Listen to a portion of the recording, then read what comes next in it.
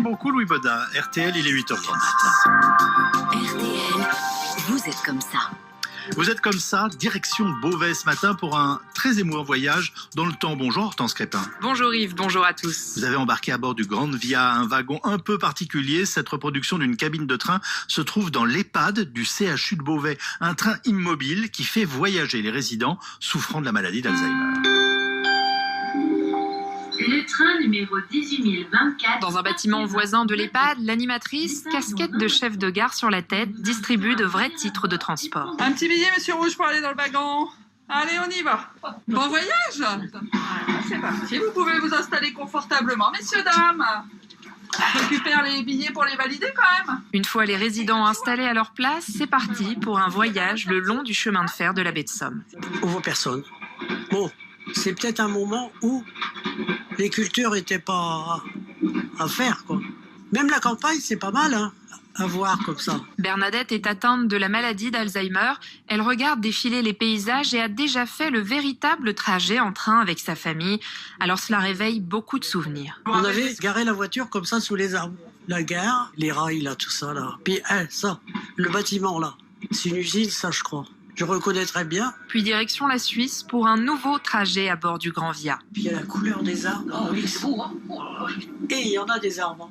Oui, là on a vraiment l'impression d'être dans le train et de regarder les montagnes suisses. Ah oui, oui, oui. Oui. Oh, puis, je sais pas, vous pensez pas à autre chose. Là, vous regardez, ah là, c'est beau. Un moment après, oh, puis là, c'est beau, hein. Ça change de la vue que vous avez peut-être de la fenêtre de votre chambre là-haut. Ah, bah oui. Parce que qu'est-ce qu'on voit? Pas grand-chose, hein. Mesdames, messieurs, notre train vient d'arriver en gare. Alors c'était comment ce voyage, Bernadette? Ah, c'est bien, hein. Ah oui, oui. J'y retournerai bien.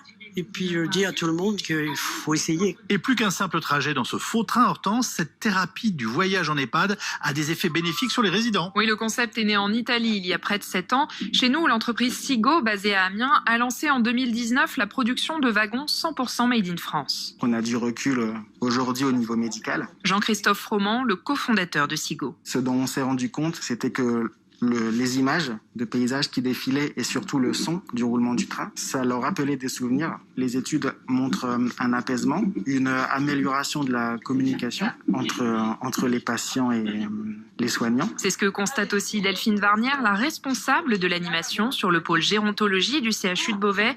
C'est elle qui joue le rôle de chef de gare. Ça les apaise. On a une personne pour qui, généralement, c'est plutôt en fin de journée qu'on l'accompagne, où c'est difficile parce qu'elle est agitée. Et quand on l'emmène au train, elle revient, on a passé le cap de l'agitation, elle est posée et c'est plutôt très bénéfique en tout cas. Ce voyage, une sorte d'échappatoire aussi pour ces résidents affectés par les mesures prises par les EHPAD pour lutter contre la propagation du coronavirus.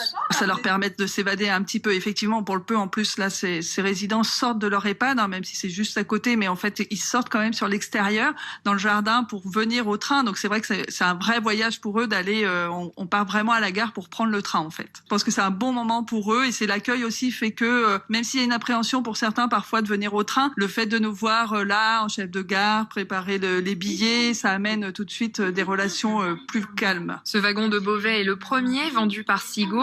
L'entreprise souhaite aujourd'hui démocratiser le système et a déjà reçu une 60aine de demandes de devis. Assurez-vous de n'avoir rien oublié avant de descendre du train. Très beau reportage signé Hortense Crépin ce matin. Vous êtes comme ça à bord du Grande Via à l'hôpital de Beauvais.